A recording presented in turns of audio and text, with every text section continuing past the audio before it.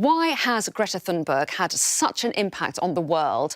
How did a Swedish schoolgirl skipping a day of school to sit outside her country's parliament go on to address the UN and be nominated for the Nobel Peace Prize? Was it simply the right time, or are young women simply more appealing world leaders in a world unenthusiastic about its political leaders? So let's discuss this now. And Cece, to you first of all, there are a lot of eco-activists out there. So why do you think Greta Thunberg has managed to end up with such a large profile? What's the secret of her success, do you think? Yes, thank you so much for having me. I think what is so special about Greta is that she has two very unique qualities. The first one is that she has this thing about not being afraid of being alone. And if you look at how in the past, her journey, she was advocating for climate change alone for a long time before she was noticed. And she couples this with really this kind of second quality, which is this strong sense of purpose. And this purpose is so passionate that she feels really so strongly about, that her school strike for the climate has really now grown into a global movement. She has inspired millions to take action and demand action for climate change.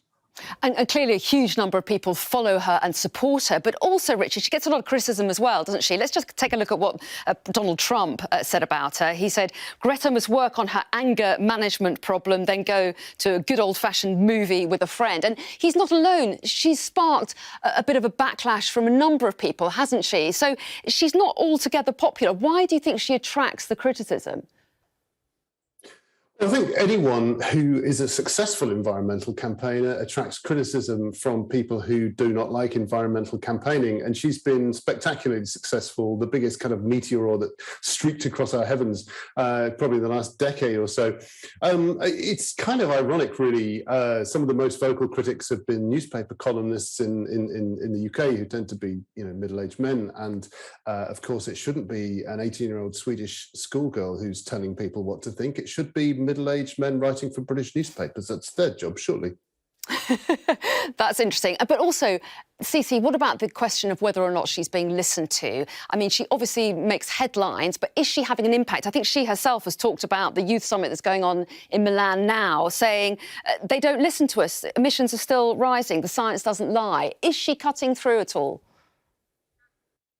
I think she really is. I think the fact that she has managed to inspire so many people to take action is the fact that she is being listened to.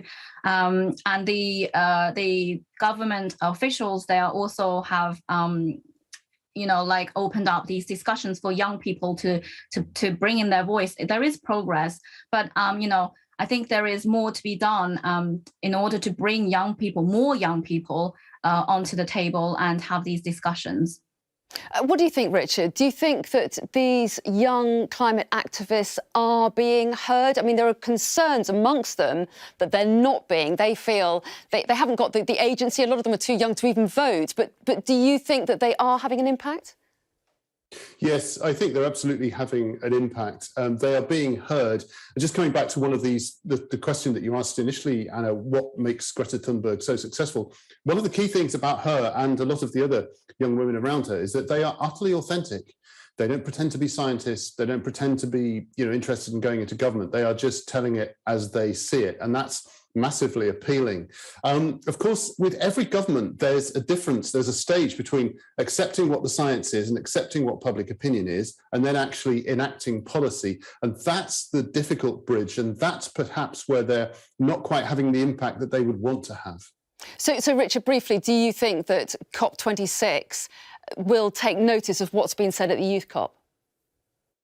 Yes, I think it will take note of it. Whether actually any of the, because in the end, the decisions are made by individual governments. So the decision's not made by the UN or some sort of amorphous body like that. So whether enough individual governments take note of this, and of course all the other warnings that are coming from science, and change what they're doing, that is really the big question. Cece, very briefly, do you agree with that? Yes, I do.